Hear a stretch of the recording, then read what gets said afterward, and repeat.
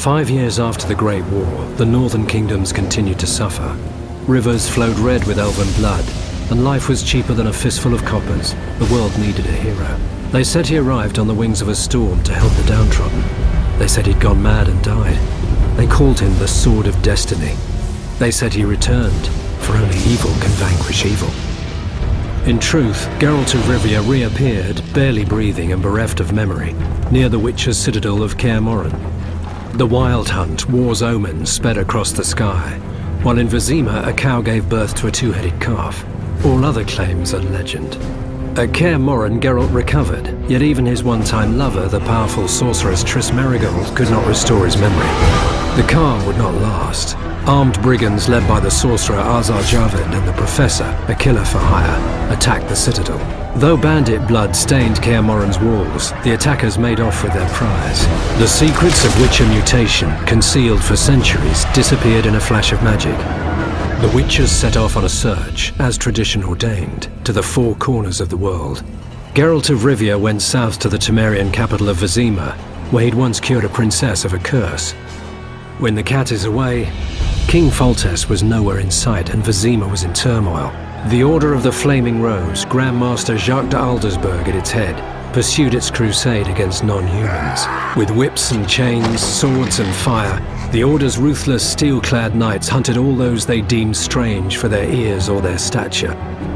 In Vizima, the Witcher picked up the bandits' trail. He learned they were members of Salamandra, a secret criminal guild. Brutal in their methods, they dealt in fisstech, murder, and extortion. Geralt didn't know these were means to a darker goal. As the Witcher hunted Salamandra, he was drawn into the conflict between the Scoia'tael rebels and the Order of the Flaming Rose. The two sides finally clashed in the swamp near Vizima. Knights of the Order and Scoia'tael fought a bloody battle, while Geralt faced Azar Javed and the Professor. The mage felled Geralt with powerful spells, leaving him as fodder for swamp monsters. Triss saved the Witcher's life. He recovered under her nurturing hand. She introduced him to powerful politicians and influential merchant guildsmen. The mood in the city was tense. Confined to ghettos, non-humans spoke openly of mutiny. There was no sign of the king. Geralt found allies for his struggle against Salamandra. The Witcher resumed his hunt. He destroyed Salamandra's secret fisstech factories and killed the Professor. The Witcher found Azar Javed's hideout. This time Geralt was prepared, and no spells the renegade mage threw at him could stop his sword. Yet the stolen Witcher's secrets were in the hands of another, Jacques de Aldersberg, Grand Master of the Order. Provoked by the knights, non-humans rebelled. De Aldersberg responded, releasing his greater brothers, the horrific result of his experiments with the Witcher's mutagens. Vizima was in flames and dying. Enter Foltest and his army.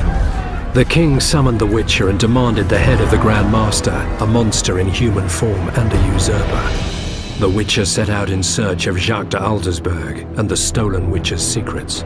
The Grand Master plunged Geralt into his vision of the future, where the wolf's blizzard would destroy the world and kill all, no matter their race or abilities. De Aldersberg wished to create superhumans, ensuring the survival of the human race. It was a vision Geralt rejected. He drove his sword through the Grand Master's heart and did well. For the vision was naught but a madman's nightmare. They say the King of the Wild Hunt appeared to claim de Aldersberg's soul. They say the Grand Master was an evil man, for the Wild Hunt comes only for the filthiest and most vile. They say only evil can vanquish evil, but those are only legends. In truth, Geralt recovered the Witcher's secrets, and Vizima proclaimed him a hero. Yet life is no fairy tale. One story ends, another begins. As the king handed the Witcher his reward, an assassin attacked. His cat-like eyes and medallion were unmistakable, but that is another story.